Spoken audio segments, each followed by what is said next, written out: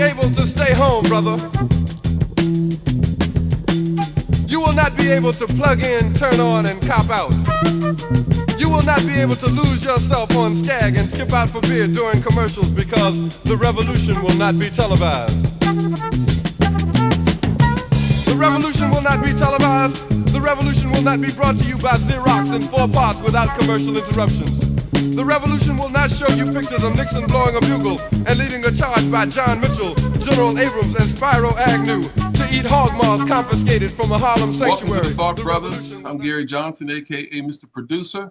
We got a hot topic show, and if you've been living and breathing in America, you know we have plenty of hot topics. So we're going to change the lineup and the rotation. And Mr. Spivey is he's not coming off the bench, but he's starting in the number 2 spot as a shooting guard today. So Mr. Spivey, over to you. Hey, how's it going, guys? I hope everybody had a good week. This has been, I guess I could say, things just keep getting better. And once you think they can't get any worse, then they seem to get worse. This weekend, we had I guess you would call it the military parade, which was supposed to be a military parade. And I didn't watch it, but I have seen some of the clips from it. And I understand a lot of the military leaders, especially leaders who our current president looks up to, like Kim Jong and Putin and all. I understand they're laughing at this parade that we had because, I don't know if you've ever seen any of the Russian parades or Kim Jong parades, but these guys are synchronized. They are in step and everything. And I don't know if you've seen any of the pictures from the parade that was here in Washington, D.C. on Saturday. But as they are marching down, the guys are high-fiving, talking to each other, and that type of thing. So it was really a total embarrassment. But along with getting rid of DEI, along with all of these pardons for the January the 6th people, and also the pardon of the 2 police officers that were convicted of killing an individual and trying to cover it up. Today, Donald Trump removed the bust of Dr. Martin Luther King from the Oval Office and moved it into his private dining room, somewhere that it won't be seen by people who are touring the White House or anything. And I just wanted to get y'all's impression. I'm sure that each of you all can remember other acts that he's committed since January the 20th, like trying to roll back the Civil Rights Act of 1964, and a lot of other things that he's did. But I wanted to get y'all's feeling on it because, it troubles me when I hear people not being honest and not saying what they really feel. Personally, I feel that we're at a time now where we have someone in the White House who is the most powerful man in the country and who is also a racist. And I just call it the way it is. That's the way I see it. And things that he's done since he's taken office, he's shown that not only towards African Americans, but to any of brown and black people.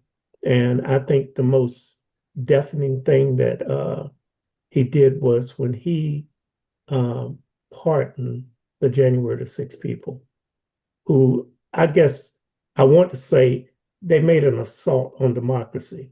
And he's continued to make a joke of it with some of the things that he's did. Some of his executive orders, and I won't bore you with a whole lot of them, but one of the ones, I don't know if you all recently heard of the executive order. I think it's within the past week. He is now giving the Veterans Administration authorization not to treat veterans if they are Democrats. I think, how do I want to put this? I've seen an egotistical, childish maniac acts by him, but this has to be one of the worst ones I've ever seen, with people who are defending this country, people who you sent down to Los Angeles to squall a protest. And now you're saying that if you're a Democrat and you get sick, that the Veterans Administration can refuse you treatment. I just think it's a total disgrace. And personally, I just wonder how long the American people are going to allow him to continue in this vein. Because if you asked Copilot or if you asked ChatGPT or any of those, just tell me the steps that people like Putin, Kim Jong, Hitler, and Stalin, the steps that they took to come to power. And then look at what our president has done since January. If you look at it, he is checking all of the boxes to become a dictator. And one of them was this parade. I just like to get you guys feeling on that, and anybody who feels free to comment, do so. If you're afraid that the guys in the hoodies are going to come to your door tonight and pull you out and take you to an undisclosed place that we'll never hear from you again, then you might want not to comment. Let me introduce Colonel Garvin from the U.S. Air Force, retired. Colonel, welcome to the show. I think you'd be next in line to comment. So over to you. Well, first of all, Gary, thank you so much for giving me the opportunity to participate. I often have the pleasure of watching all you esteemed gentlemen, and I really enjoy watching your shows because of your intellect and the very subjects that you address. I think Mrs. Spivey really nailed it exceptionally well. I would just say that we can see how Trump is specifically attacking the very foundations of our democracy, whether it's First Amendment rights, whether it is the rule of law with releasing all the January 6th insurrectionists and making them free. He's done a lot of things. He has the Supreme Court in his pocket. And he's done a lot of things that is continuing to erode our democracy, but more so, he's doing some things that are very racist. And recently, I had a conversation with a very, very good friend of mine, one of my roommates from the Air Force Academy, who happens to be white. And when I was explaining to him, I read him a James Baldwin quote. And the quote basically has to do with, hey, we can agree to disagree, but when you begin to oppress and deny my humanity, then we have a problem. And that's a paraphrase of the quote. But he could not see through his lens how I was being oppressed. And I said, well, I want you to look at it this way. I'm not talking about me personally, because I'd be hard pressed to say I'm oppressed, right? Given the lifestyle that I currently live, right?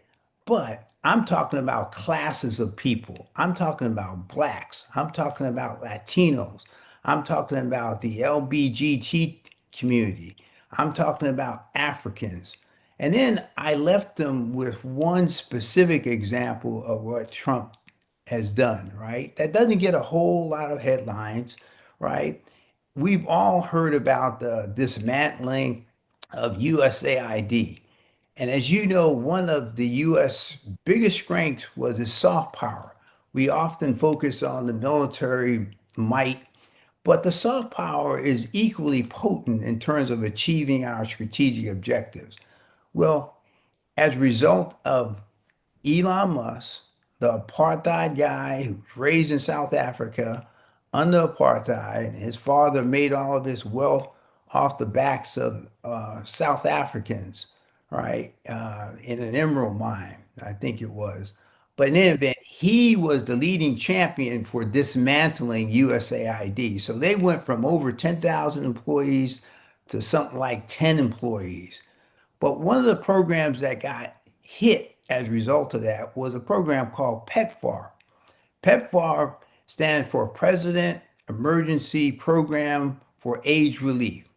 We recall decades ago how millions of people were dying around the globe through the scourge of AIDS.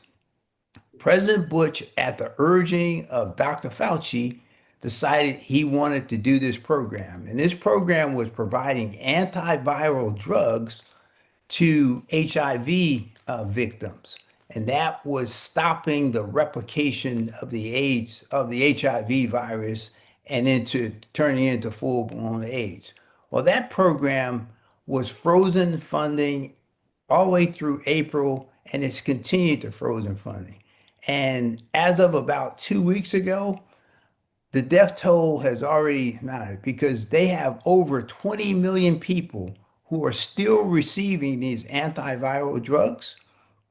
And most of them, as you might imagine, are in where? Africa, right? People that look like you and I, right? And over 20 plus million people are subject to potentially dying or getting full-blown AIDS as a result of this program stopping. So that just accounts for one of the USAID programs. That doesn't account for the programs aimed at detecting infectious diseases around the globe. That doesn't address programs that were designed to address famine in all parts of the world. So the toll, the body bag toll, is going to be mounting up over the years, and it's all on Trump because he doesn't have any decency, and he's being led by these folks like Elon Musk and Peter Thiel, who's also another South African guy. Him and Elon Musk were the co-founders of PayPal together. But let me end with this, right? Because Mr. Fivey was appropriate to bring up Dr. Martin Luther King. I just recently did a trip to Memphis, Tennessee, with several of my African American classmates. And one of the things that we did was we visited the Lorraine Motel as part of the Civil Rights Museum. Extremely emotional for me because I recall as a kid in New York City growing up, I remember all of the riots that were happening in New York City as a result of the death or assassination of Martin Luther King. I saw photos with his blood on the ground in front of his room there at the Lorraine Motel. And one of the things I asked my classmates, I asked them a question. I said, do any of you know the title of the sermon that Dr. Martin Luther King was going to be giving literally a few days after his assassination? And none of them knew the title of that sermon. And the title of that sermon was Why America May Go to Hell.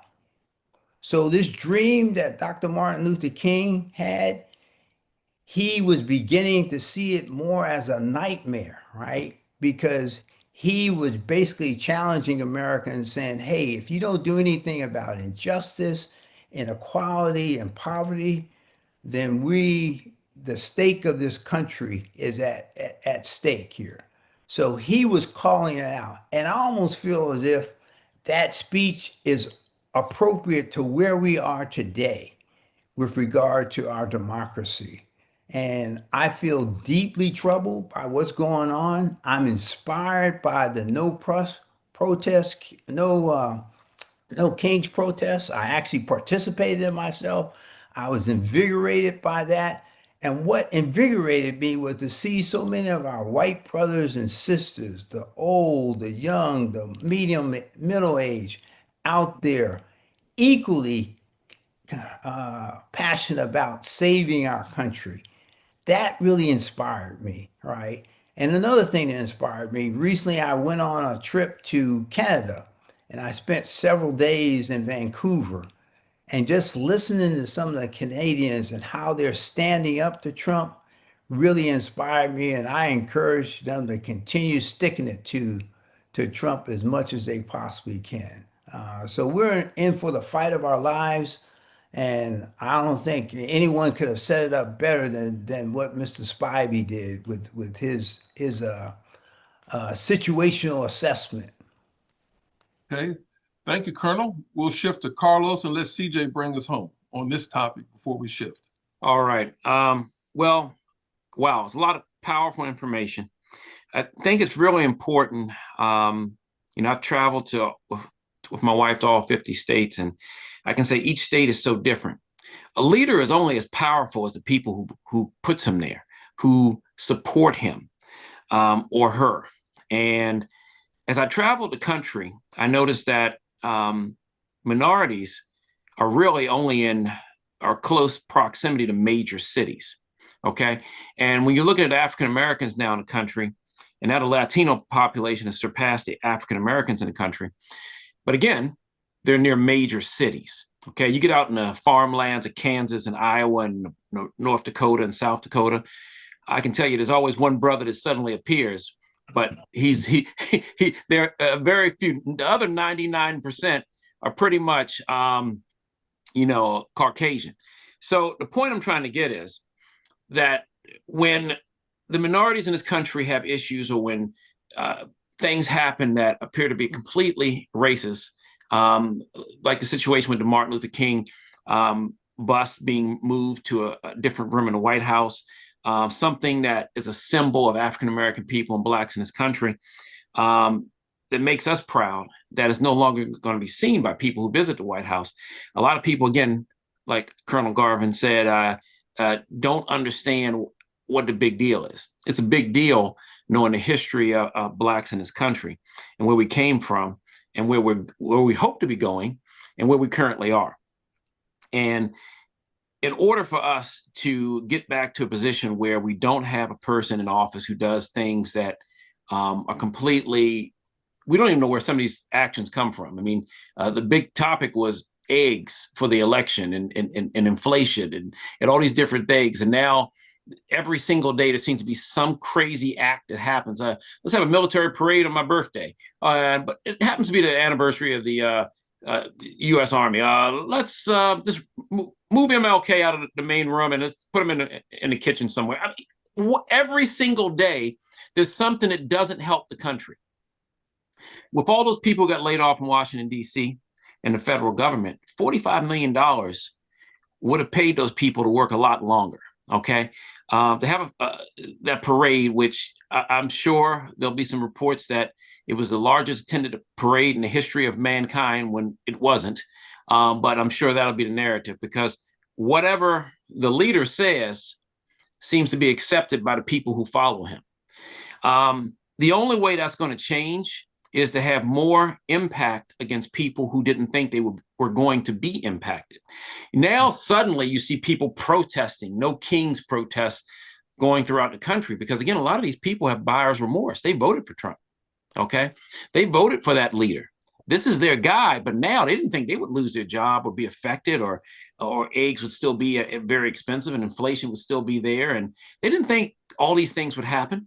So I think the people who are fighting the good fight will have to continue to fight the good fight. The world didn't change because people were passive. Even Martin Luther King, he had a no violence stance, but he protested. He protested and protested and protested and got locked up, I don't know, over 100 times. And yes, you have to keep protesting. You have to keep stating your case. You have to keep fighting for what you believe in. And sooner or later, everybody realizes their mistakes, okay? You can say what you want, and you can deny what you want, and you can lie to yourself all you want. But at the end of the day, if you were at level 5 on a scale of 1 to 10 as far as your financial health when Biden was in office, and by the time Trump leaves, you're going to be at a 1.5 to a 2 with financial health, sooner or later, the reality has to set in that this didn't work out, okay? You can keep saying it did. You just lost your job. You just lost your house. You're moving back in. You're 55 or 60 years old. You're moving in with your 80 or 85 to 90-year-old parent because you don't have a place to live.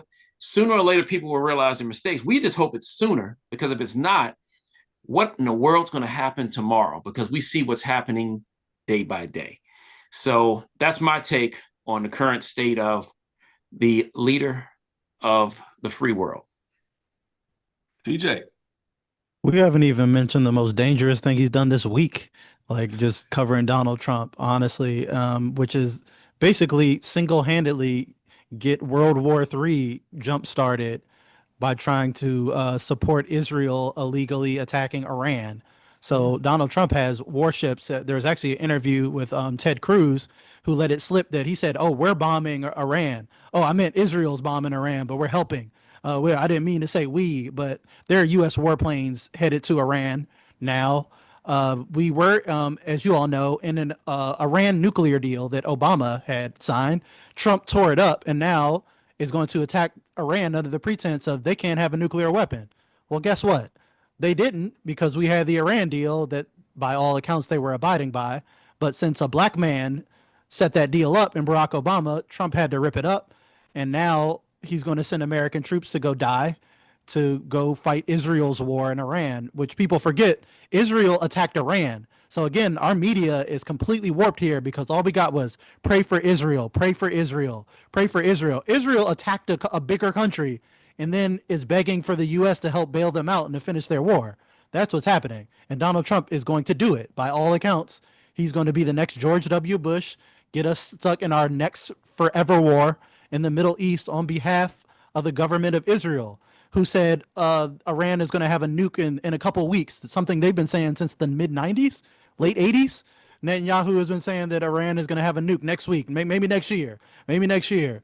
And you know that Israel is desperate to drag us in the war, because Netanyahu was all over TV yesterday talking about how Iran's trying to assassinate Donald Trump, trying to make it personal for him. Oh, they're trying to assassinate Donald Trump. He's saying, oh, if we don't invade Iran for Israel, then New York is next. That sounds like a threat from Israel to me, because the only actors with nuclear weapons in that region is the rogue state of Israel and their partner, the United States. That's the reason why we don't invade Russia. There's a reason we don't invade other nuclear armed nations. So Iran is very much right to want a nuke, because there's a reason we don't topple Kim Jong-un.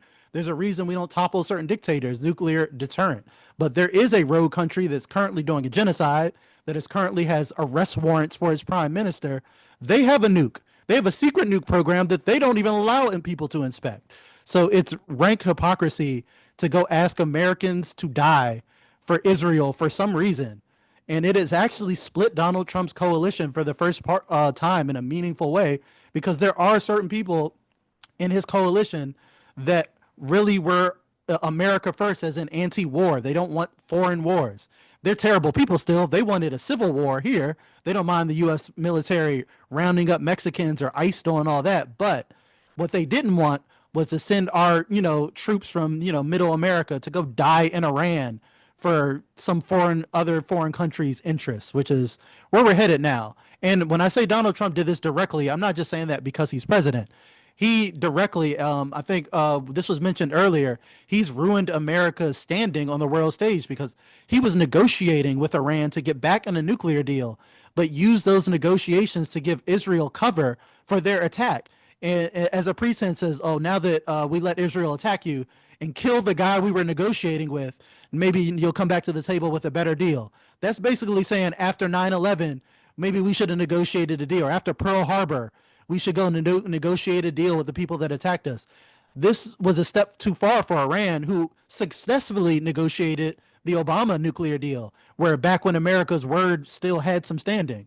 But Trump, in a Game of Thrones style betrayal, pretended to still be giving them, good faith negotiations while greenlighting Israel's attack, something he wasn't supposed to admit, that he also admitted because he's an idiot. Marco Rubio came out saying, oh, we didn't know anything about what Israel's doing. Then Trump jumps on Truth Social and Twitter to say, yeah, I greenlit it. Not only did I know that we gave them the most lethal weapons and we made it happen. Yeah, I gave them the approval to do it.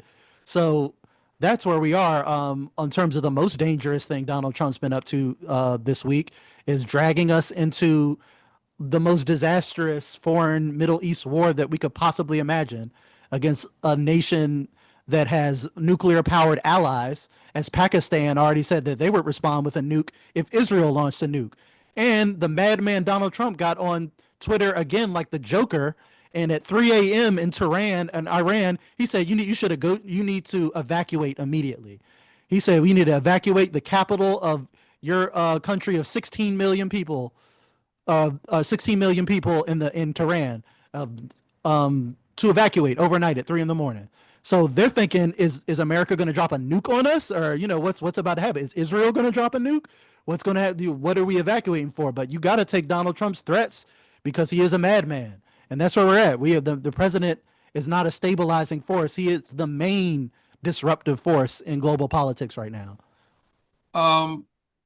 Thank you, CJ. And to add to this, I have a question for you, Colonel Garvin, based on your military service and your assignments of State Department. What would be the real consequences for American troops, our allies, in the global economy if this thing escalates and gets out of hand?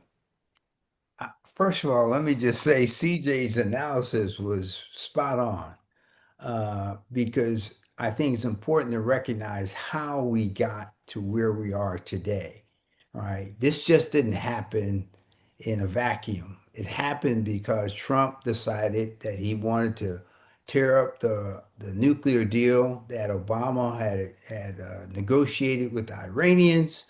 And as a result of that, that gave the Iranians the path and freedom to go ahead and advance their nuclear program.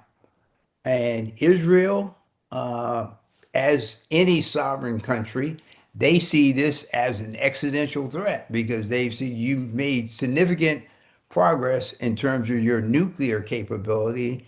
And now it's the time to strike, particularly when you have an American president that is going to greenlight you. Now, to answer your question, I think a war of this magnitude can really spiral out of control, right? Because you're having many more players. And the saddest thing of all is we're going to be sending American soldiers to die. And as I said a little bit earlier, before this podcast started, I recall decades ago on the front page of the Washington Post, there was a caption and people were protesting up on Capitol Hill. And the poster sign said, Congress, Israeli occupied territory. Now, I know that to be a fact because I worked in the State Department and my portfolio was Israel. So I worked directly with the senior leaders of their Ministry of Defense, as well as the senior leaders of their embassy there in Washington, D.C. But I think this has the potential, we often talk about a potential World War III scenario. This can clearly spiral into something of that magnitude, which should frighten all of us, right? And the Israelis, they often are not very strategic. I see what they're doing to the folks, the Palestinians in Gaza. And all I say to myself is they're doing themselves a grave disservice because what they have succeeded in doing by treating these people as less than humans and indiscriminately killing kids and women and men, they've successfully assured that they're going to have terrorists for decades to come, right? Because those kids are going to remember what happened to their brother, to their sister, to their mother, and to their father, right? And one of these days, the light bulb is going to go off to Israel, and they're going to recognize that, yes, they were the persecuted once upon a time in history, but now they've become one of the biggest persecutors throughout the world. And they may now have us on the brink of a World War III. But again, this all is a matter of leadership. And we can see that Donald Trump is not a good leader. Under the presidency of Barack Obama, or any other president for that matter, Clinton, Bush, I think those guys would have held the Israelis in check and stopped them from doing this because they recognize the far reaching implications of this thing spiraling out of control. But Trump, he doesn't have a freaking clue. I feel like one reason that Trump is not uniquely not going to do anything about it is because likely most people believe that Jeffrey Epstein was working for Mossad. And if he was, and Donald Trump was his best friend for a decade, the file that they have on Donald Trump is probably crazy. And that's the reason those Epstein files aren't coming out. I'm sure that there is some crazy dirt that they have on Donald Trump that makes him even more feckless than Biden and the Democrats and reeling in Israel. Because Israel under Trump feels entitled to our money and our troops dying for them. Like they're not asking, they're expecting America to fight this war for them. You know, Colonel Garvey, you probably will know more about this than I would. But, looking back in history, going back, most of the time, anytime you had a Republican president in the White House, we ended up in some kind of war. This is how they pay and repay their friends because war is business. War is big business. And it's going to be big business if the United States gets involved in a war. I remember years ago when we got involved in the war in Afghanistan. There was a guy here in Maryland, I believe it was, and he had donated a lot of money to the presidential campaign.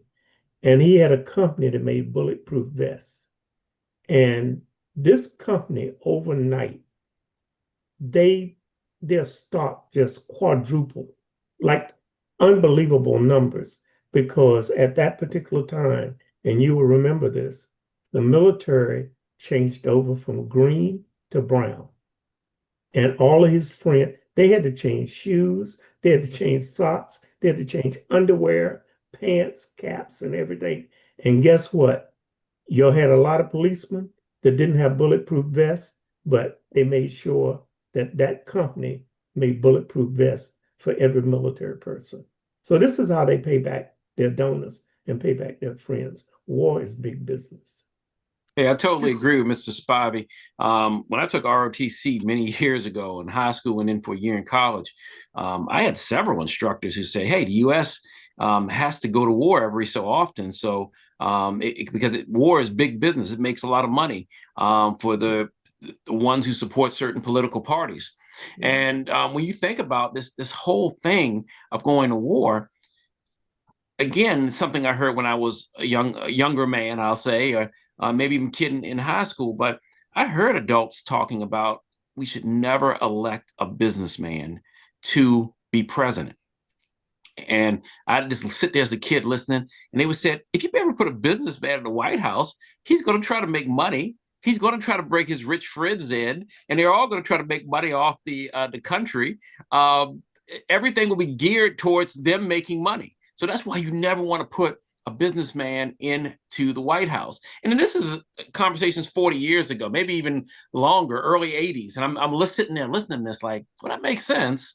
You need somebody in there who maybe is a political science major, maybe a law degree, law educated, where they can, maybe they have an actual interest in actually helping people, not just helping themselves and their friends. So now that's where we are. We had a salesman who happened to be a businessman. He sold a lot of people in this country, and he got elected not once, but twice. And this is where we are. And there's a lot of buyer's remorse, and we'll see what the future holds. But hopefully we learn from this to never put another businessman in the White House. We'll see. Only time will tell. Yeah, I would just like to say this, to chime in on what Mrs. Spivey and Carlos just said there. Yes, defense is a money-making business. I've had the privilege of working for 3 major defense contractors, and I've seen that firsthand. And you put that on steroids when you go to war. I think our defense budget is in excess of $800 billion. And the last time I checked, if you took the top 9 other countries, it would not exceed that 800 plus billion dollar figure on what other countries spend on their defense.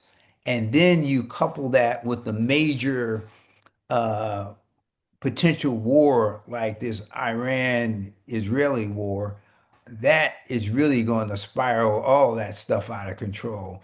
And Gary, you asked earlier, hey, what are the implications to our economy? I think the economy the defense economy is going to do exceptionally well.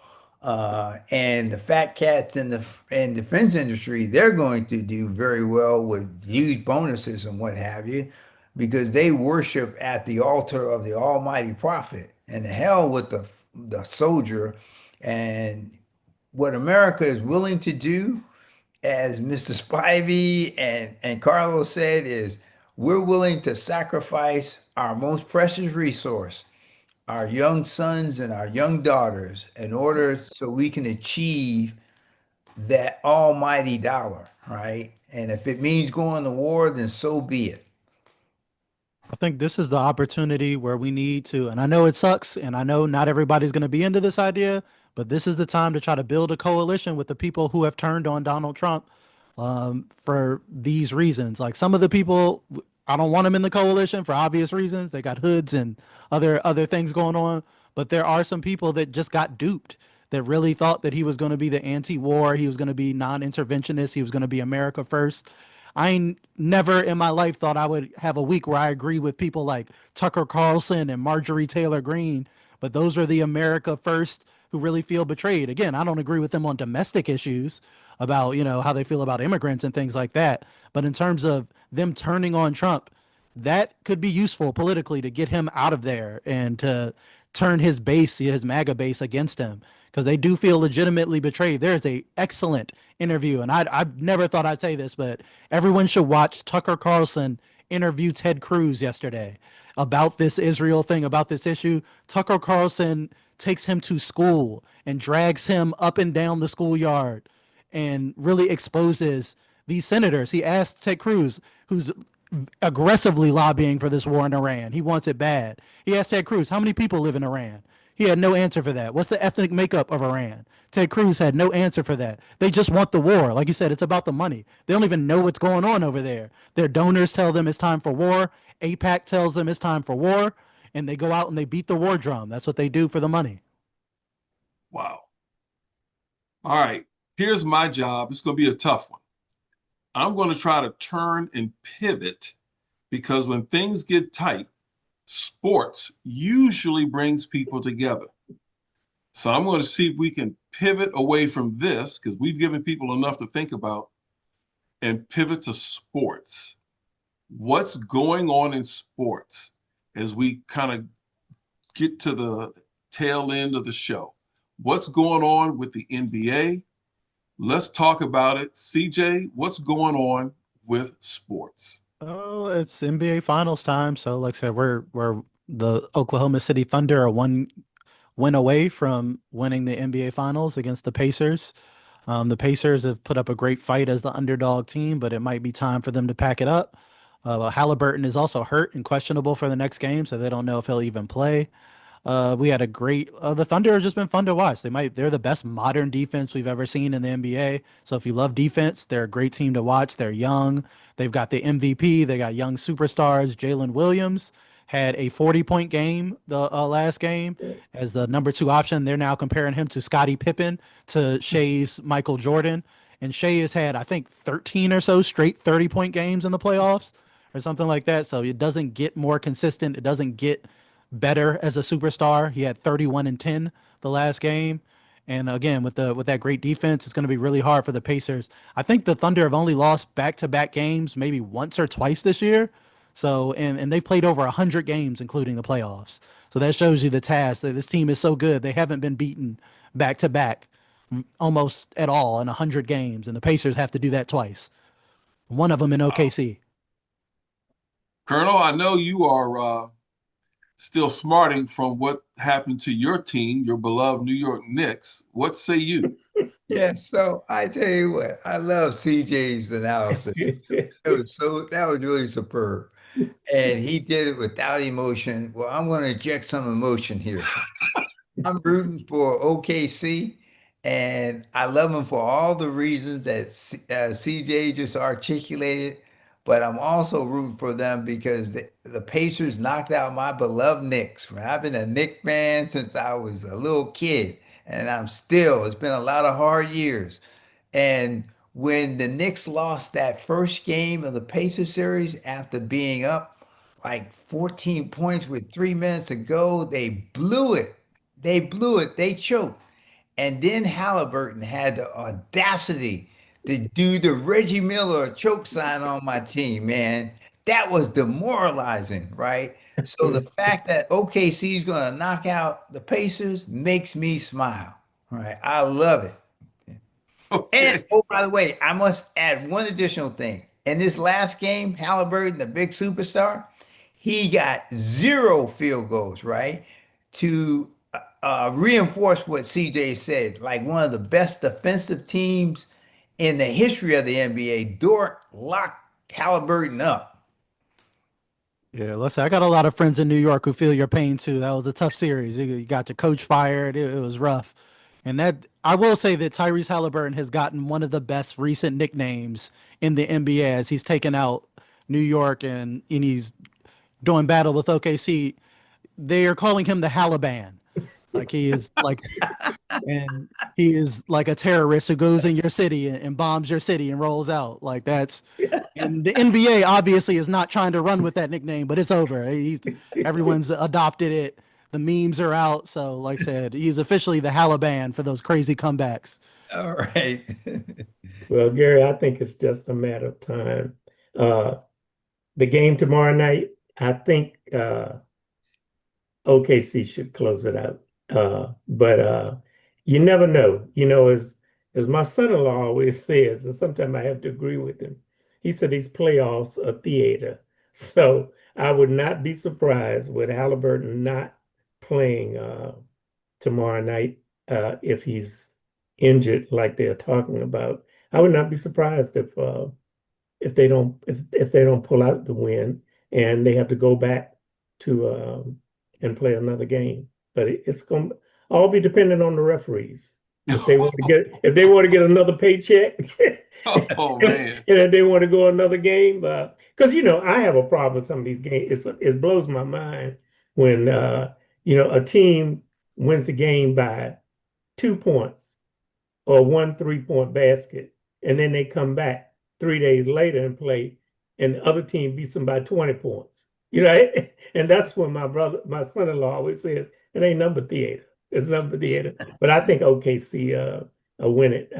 But I'm happy to see how Halliburton is playing, because Halliburton, a lot of people don't know, was on the Olympic team, and they iced him out because LeBron and the boys said he wasn't street enough, he wasn't hard nosed enough.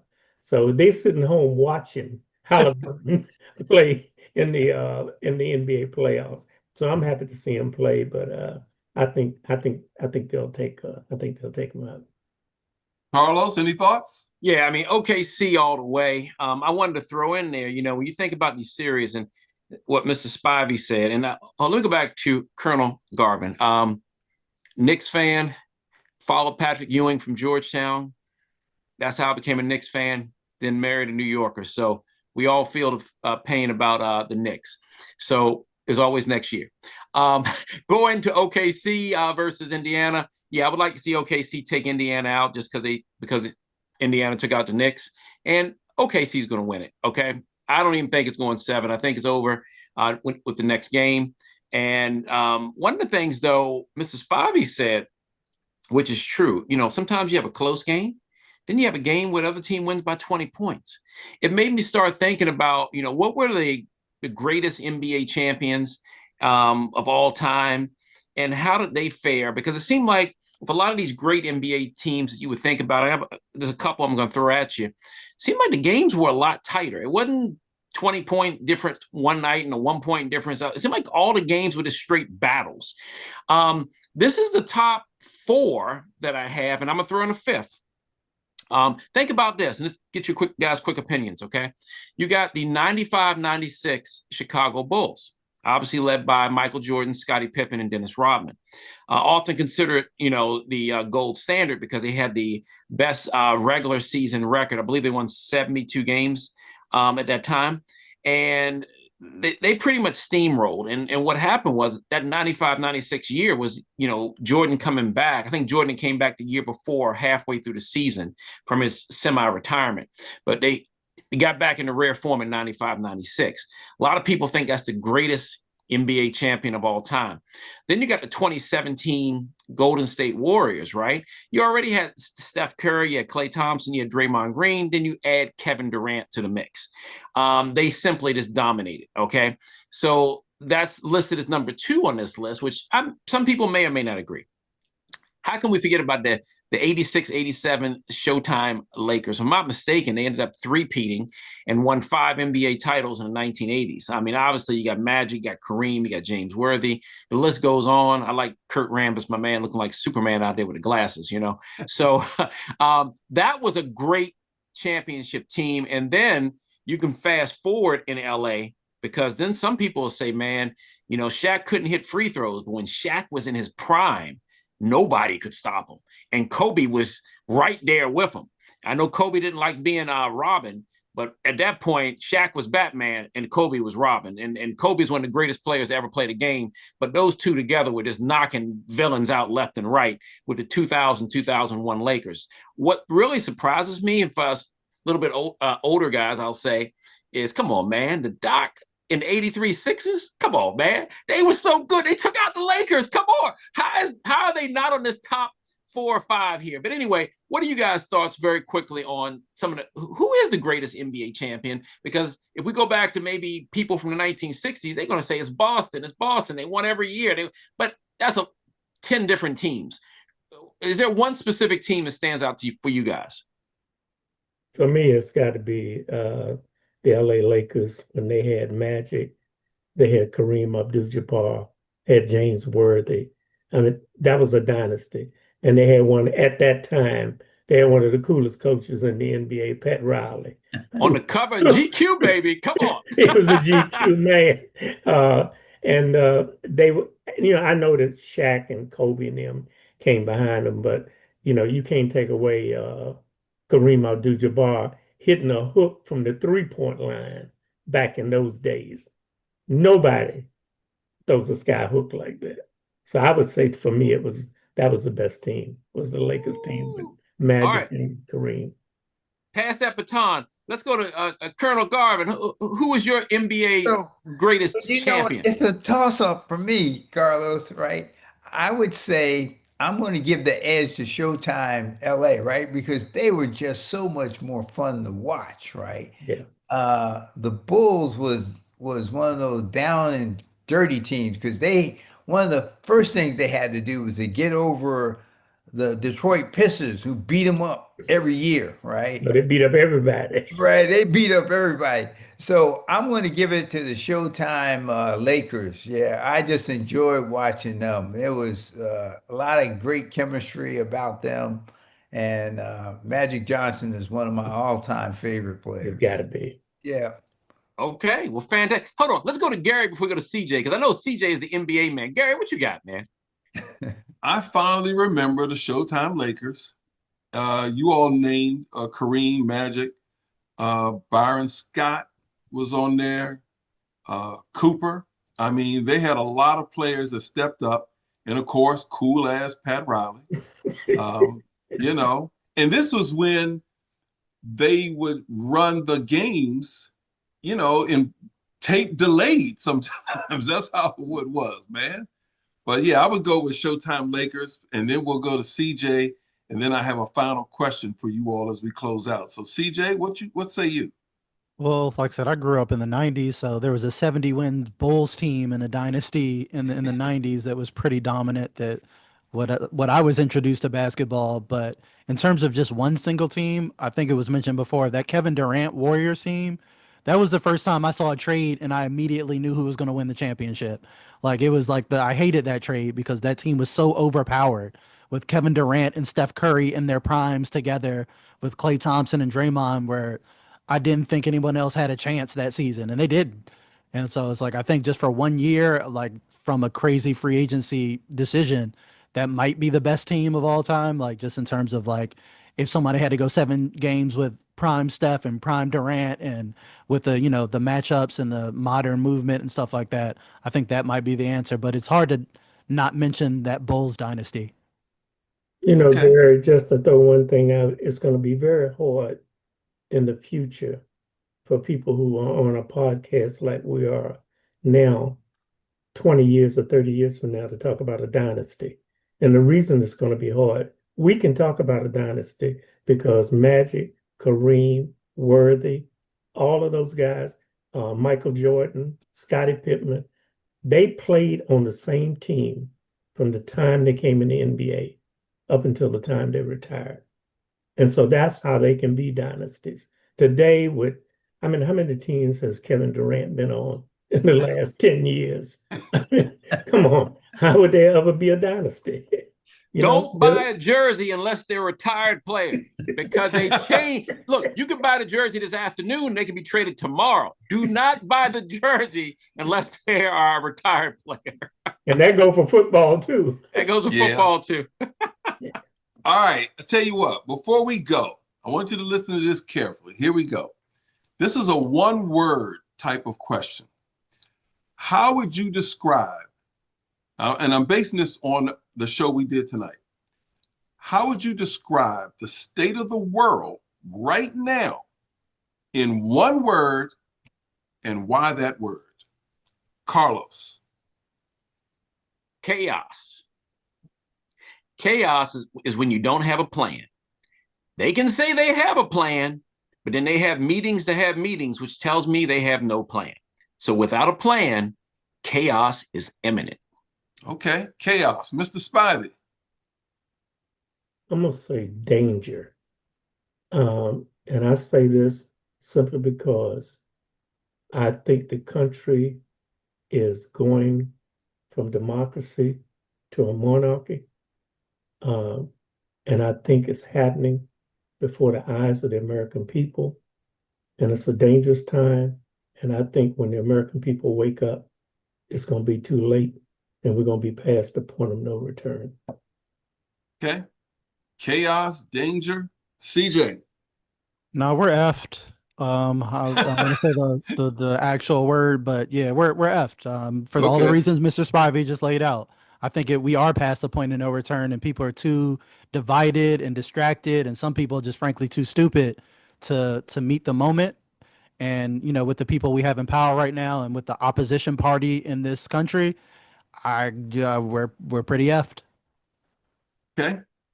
Colonel Garvin, one word. So when I went to the No Kings protest, I was canvassing all the poster signs, right? And I saw this one young white lady with a sign that I thought was the absolute best, and it resonated. And the sign said, when you elect a rapist, you get F. So I'm with CJ, right? The one word is F. Okay. Wow. Folks, I appreciate you all being on the show. I think this show was put together rather quickly, but I think it's a good thought-provoking show, which is consistent with what we try to do. And so I thank everybody for being a guest on the show this evening. And I'm Gary Johnson for the Thought Brothers. You can see this show on YouTube within the next 24 hours, and certainly send it around and make comments in the comment section. And certainly thank you all for being on the show. And until next time, we're out of here. Take care, folks. Good night. Cop out. You will not be able to lose yourself on Skag and skip out for beer during commercials because the revolution will not be televised. The revolution will not be televised. The revolution will not be brought to you by Xerox in 4 parts without commercial interruptions. The revolution will not show you pictures of Nixon blowing a bugle and leading a charge by John Mitchell, General Abrams, and Spyro Agnew to eat hog maws confiscated from a Harlem sanctuary. The revolution will not be televised. The revolution will not be brought to you by the Schaefer Award Theater and will not star Natalie Woods and Steve McQueen or Bullwinkle and Julia. The revolution will not give your mouth sex appeal. The revolution will not get rid of